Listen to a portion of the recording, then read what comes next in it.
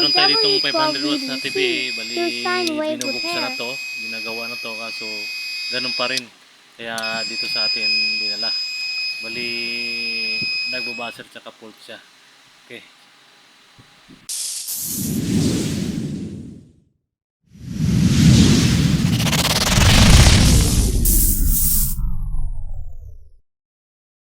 Guys, binubuksan na natin para maayos natin at saka ma-check natin kung ano talaga yung problema nito, bakit Please siya subscribe my so, channel. ito na. Ang gagawin muna natin dito, i-check natin yung output niya kung mayroon ba siyang sorted o wala. I-check natin yung output niya kasi bakit nag-i-error siya. So check natin. Oh, okay naman yung reading niya. Oops, yung isa. Sim lang naman sila lahat yung apat. So titingnan natin kung ano talaga yung problema nito. Yan, tingnan natin kung may sorted ba siya sa output niya. Oh. So wala talaga siyang sorted sa output. Pati yung wala naman talaga. Pero bakit siya nag-i-error? So ang gagawin natin ito, i-check natin yung DC. Yung DC niya. Yan, check natin yung DC. Tingnan natin. Oh. So yung DC naman, good naman yung DC, walang problema. Bali sa sa experience natin itong mga ganitong trouble, bali direct na lang natin na papalitan natin yung easy driver niya kasi minsan kasi pag may problema yung easy driver, doon talagang magkakaroon din siya ng fault. Okay, so ngayon bubuksan na natin to at tatanggalin na natin hinang. Tanggalin natin yung hinang para mapalitan natin. So pagkatapos nito, pagkatanggal natin dito, ang gagawin lang natin dito is i-repair na lang natin tong easy driver. I-repair na natin siya. Okay, ito na, natanggal na natin. Bali itong easy driver na to papalit. Bali i-repair na lang natin to, hindi natin to papalitan.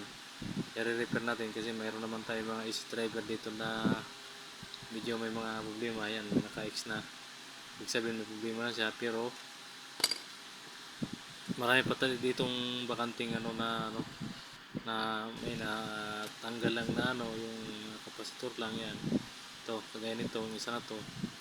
Bali ang ipalit natin dyan, papalitan natin yung mga IC nyan, yung dalawa. Yan lang din ang ipapalit natin. So okay na. Ang gagawin natin naman ito, tanggalin natin sa salpang natin. Okay, tatanggalin ko na muna itong isa.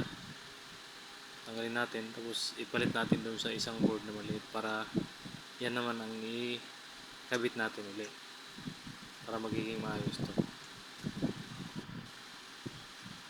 Yan guys. So bali dandahan lang din yung pagkakaano natin dyan kasi baka matanggal natin yung ibang SMD resistor. Yan.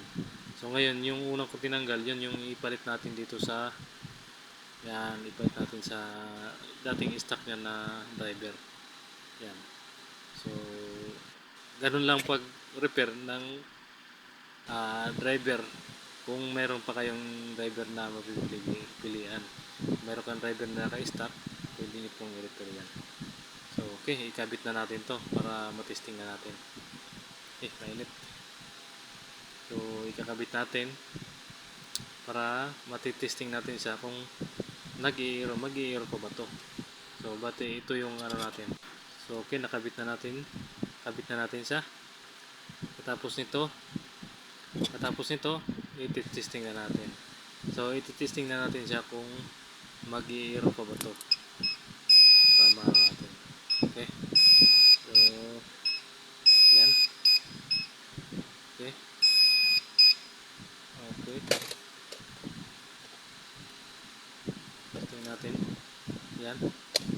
Check natin siya kung mayroon na ba siyang output. Ayan, mayroon na. So ibig sabihin ang magiging problema niya is yung DC driver. Kaya so ngayon ibalik na natin siya para matesting natin siya ulit. Babalik na natin siya dati para matesting natin. Yan, balik na natin. So, bali, ang problema lang pala talaga nito is yung easy driver. Kasi ginawa na to, hindi na ano nang gawa, hindi nagawa nung ano kasi nga daw ganon, nagpo-fault pa rin siya kaya tinitingnan na natin. So ngayon ang problema lang nito is yung kanyang DC driver. Okay guys. So katapos ito, i-testing pa natin to ulit kung nagiging okay na ba siya. Kung hindi na ba siya bumabalik sa dati niyang sira. Yan. Katapos ito, testing natin to. Okay. So ito na, testing na natin. Testing na natin siya. Kung mag-o na siya. Oh, oops. So ibig sabihin, gumagana na siya kasi mayroon na siya. Yan. Oh, oh. So wala nang fault. Yan. Ito kulay green na siya. Ngayon, testing natin sa tester para makikita natin yung output. Okay. So inaano ko muna yung ano diyan kasi siguro hindi ko madukot yung connection ng ano ng ano niya, nung socket niya. Yan. Ayan na. So ayan na, meron na siyang 227 volts. 227 volts. Tapos lagyan pa natin ito ng ilaw para makita natin na yan, may output na talaga siya. So good na. Okay, thank you.